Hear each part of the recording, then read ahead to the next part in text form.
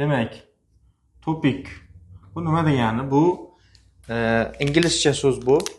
Test of Proficiency in Korean degani, ya'ni koreys tilida darajani aniqlash testi yoki bilimni aniqlash testi. Koreyschasiga Hangugo Ningryok Shihon bo'ladi. Xo'p, bu nomlanishi shunaqa nomlanadi. Endi bu ikkita bosqichga bo'linadi. Demak, birinchi bosqich bor. Birinchi bosqich ikkinchi bosqich bor. Ikkinchi bosqich bor. Bu nima degani? Ya'ni imtihon topshirishdan oldin topik 1, topik 2 deyiladi. Yo siz topik 1 ga topshirasiz yoki topik 2 ga topshirasiz. Ikkalasining farqini tushuntiraman. Endi birinchi bosqichda nimalar bo'ladi? Birinchi bosqichga kirganingizda ikki xil savol bo'ladi. Xo'p, bular birinchisi eshitish testi bo'ladi. Eshitish testi, ya'ni titki deyiladi. Ikkinchisi bo'ladigan bo'lsa, o'qish testi bo'ladi.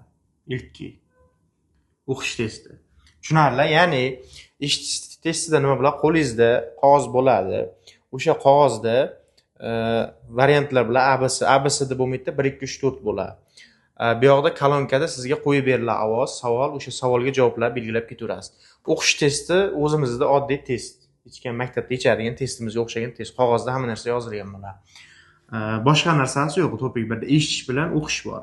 Endi bularga ikkalasini nechta yechganingizga qarab sizga ball beradi. Xo'p, agarda xo'p, jami 200 ball bo'ladi. 200 ball bo'lsa, 200 balldan siz 80 ball olsangiz, kamida 80 ball oladigan bo'lsangiz, sizga birinchi gip beradi. Ya'ni birinchi daraja beradi. O'zbekcha yozaveraman. Birinchi daraja beradi. Agarda siz mana shu 200 balldan 140 ball oladigan bo'lsangiz, nima beradi? Ikkinchi daraja beradi. Tushundingizmi? Ya'ni yechgan testingizga qarab beradi. Qancha ko'p yechsangiz, ballingiz ham shuncha ko'tarilib boraveradi. Maksimal 200. Juda ham oson. Koreys tilini yaxshi o'rganganman. Darslarda men misol o'qituvchi bergan vazifalar qilib kelsangiz, olish qiyin emas topik 1da. Chunki mana ko'ryapsiz, 200 balldan 140 olishingiz kerak. Bu degani misol 70 ta savol bo'ladi. Savollar yozing birdan. 70 ta savol bo'lsa, o'sha 70 ta savoldan siz 50 talarini topsiz, topik 2 oldingiz degani. 50 tadan oshira olsangiz, topik 2 oldingiz degani. Ya'ni 70 tadan siz 20 ta xato qilib turib ham ikkinchi daraja olishingiz mumkin. Tushundingiz-a? Lekin buni oson bo'lgani bilan hamma ham ola olmaydi. O'zimizda o'quvchilardan mana 2 marta qayta topshirib ham, даже mana topik 1da ham ola olmagan bolalar bor. Nima uchun deganda o'qimaydi. Darsga keladi, yarim vazifani qiladi, yarmini qilmaydi. Bir keladi, bir kelmaydi. Mana shunaqa. Ya'ni o'zingizga bog'liq. Endi menda bitta narsa qolib ketibdi. Buni ham aytib ketaman. Eshitish testi 30 ta savol bo'ladi. 30 ta. O'qish testi 40 ta bo'ladi. Jami 70 ta. 70 ta. Tushundingiz-a? Xo'p, endi buni to'lovlari bor. Misol, u yoqda imtihonga kirish uchun to'lanadigan summasi bor. Bularni ham birdan aytib ketaman. Xo'p. 250 ming so'm. Uncha qimmat emas. 250 ming so'm. Endi bunga qancha vaqt ketadi? Mana shuni o'qib olishga qancha vaqt ketadi? O'rtacha 3 oydan 6 oygacha bemalol olish mumkin. Tushunarli muddatda. Xo'p, yaxshi o'qisa, zo'r o'qisa, 3 oyda ham olsa bo'ladi. Lekin misol uchun o'rtacha o'qisa, misol yomon emas, o'rtacha shu o'qituvchi bergan vazifalarga bemalol sekin o'qisa 6 oygacha bemalol olsa bo'ladi. Agar o'qimay yuraversa 1 yilda ham 2 yilda ham ola olmaydi. Tushunarli? 3 oydan 6 oygacha mana shu oralikda olish mumkin. Endi bu bo'yicha savolingiz bormi? Yaxshi, buni tushundingiz-a? Endi ikkinchi bosqichda ham tushuntirib beraman birdan hozir.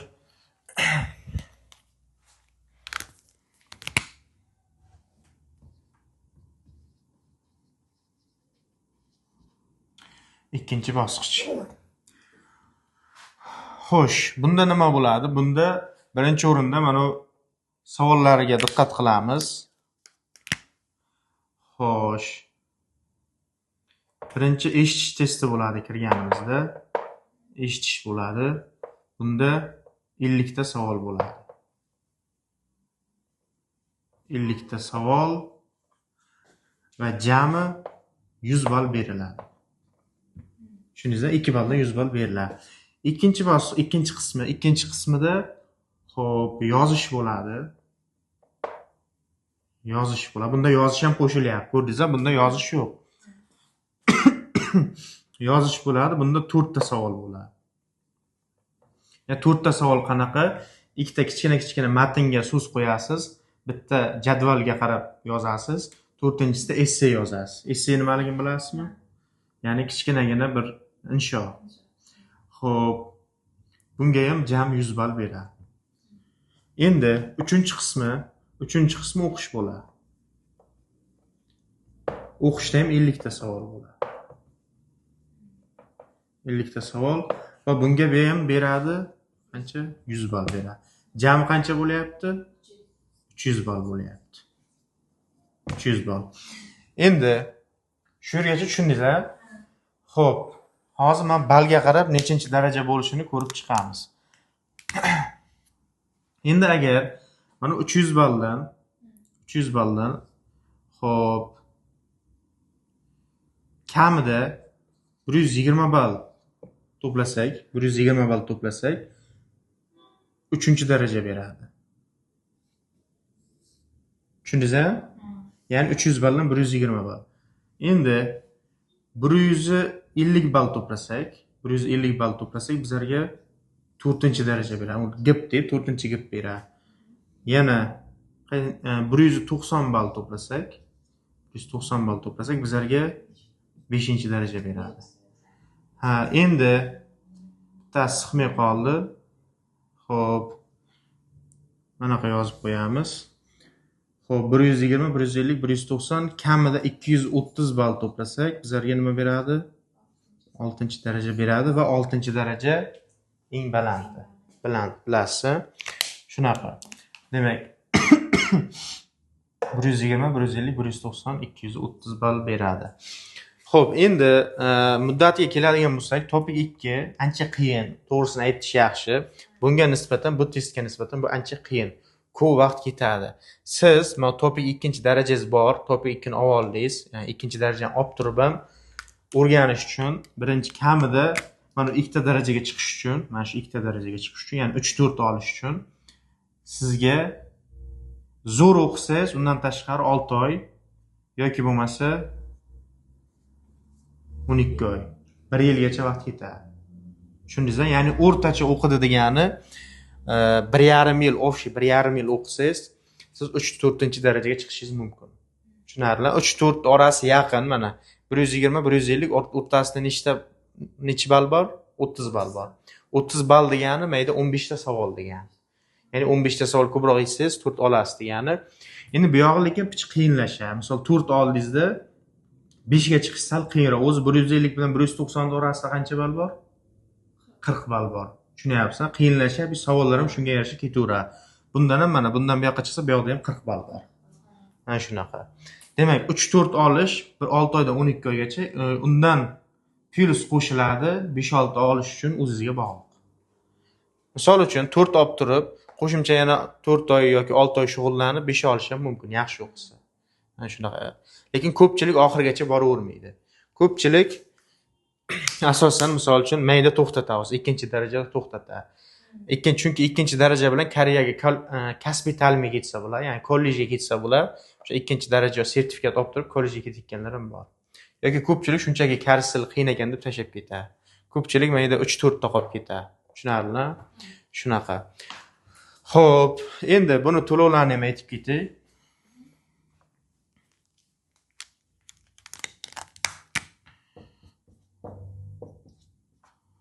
Buni to'lovi 400 ming so'm.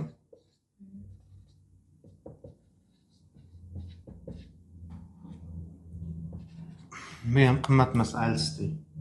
Alsdi qancha edi bilasizmi? 2,5 millionmi shunday. Xo'p, tushunarli? Xo'p, endi mana shu joygacha savolingiz bormi? Yo'q, tushundingiz-a? Endi qarang, yana bitta narsa. Bu qog'ozli testdan ularni tushuntirdim sizga. Ya'ni qog'ozli test degani nima degan? O'sha qog'ozda yechadigan testimiz o'zimiz abeshni. Adashmasam shu o'tgan yil yo undan oldingi yildan boshlandi, shu 1-2 yil bo'lib qoldi. Kompyuter testdan qo'shildi. Ya'ni kompyuterda yechiladigan testdan qo'shildi. Endi u haqida ham qisqachagina sizga tushuntirib ketaman. Demak, eng asosiy bilishimiz kerak bo'lgan narsalar nima? Kompyuter test haqida men yozaman.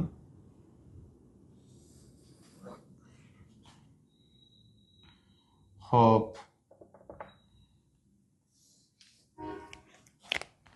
Hozir mana bu tushuntirganim, sizga tushuntirgan bu PBT test deyiladi. PBT, ya'ni bu paper basic test, qog'ozda bo'ladigan test. Qog'ozda. Kompyuterdagi test IBT deyilaman. IBT. Bu kompyuterda bo'ladigan test. Endi hozir shu kompyuterdagi test haqida sizga tushuntirib ketaman.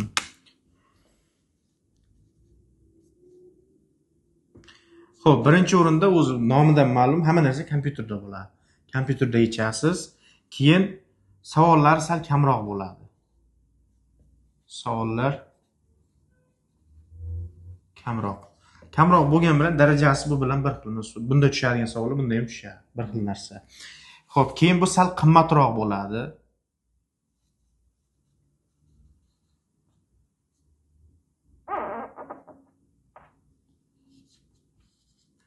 Qimmatroq. Ya'ni xo'p, birinchi daraja bu yoqda 250 ming edi, bu yoqda 400 ming. Bu yoqda ikkinchi daraja 400 ming edi, bu yoqda 600 ming. Bilgansiz, ha? Tushundingiz-a? Asosiy farq shular. Kompyuterda bo'ladi, savollar kamroq bo'ladi, to'lovi qimmat bo'ladi. Shu. Qolgan narsalari deyarli hamma narsasi bir xil. Xo'p. Endi bu bo'yicha savolingiz bormi?